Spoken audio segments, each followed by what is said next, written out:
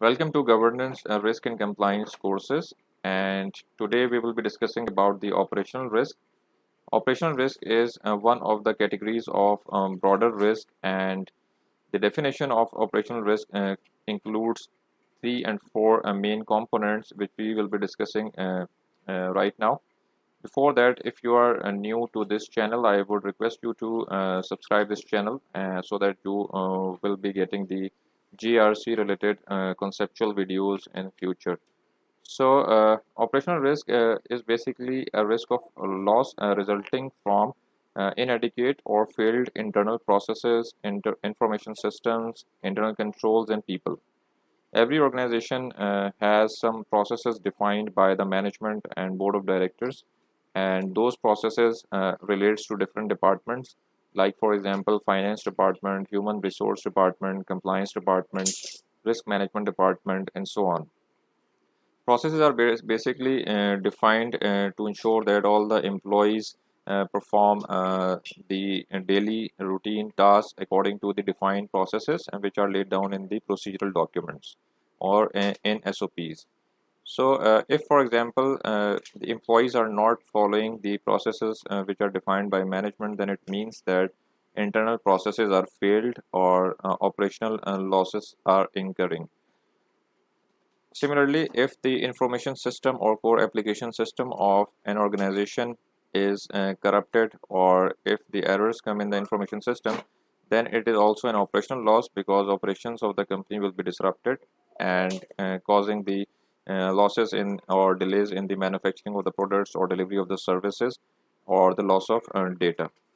Further, internal controls and people are also the components of the operational risk. And internal controls you can link with the internal processes because every process has some defined controls. So, if the process is failed, it means that the controls were not applied appropriately.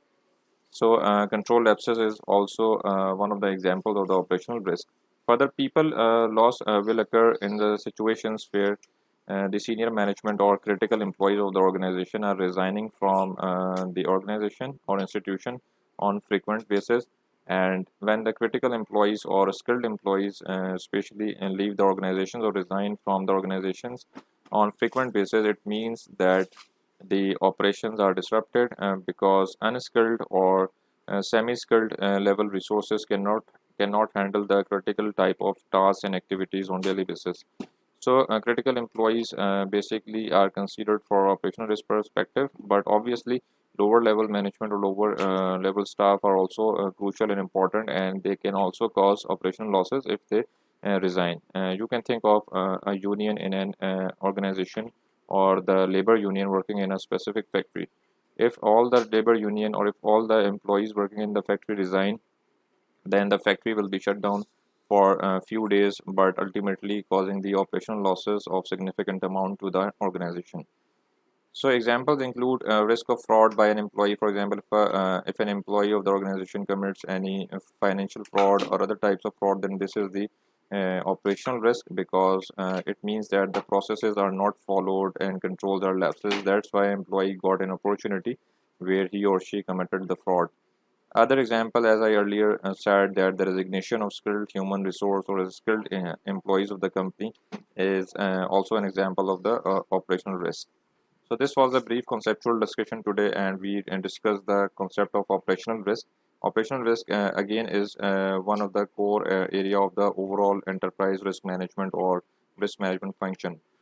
So this was the video for today. If you have any questions regarding the operational risk or the discussion we had in this video, you can ask in the comment section below. I would respond to your queries. And if you have not subscribed the channel, so do subscribe the channel, and thank you for watching.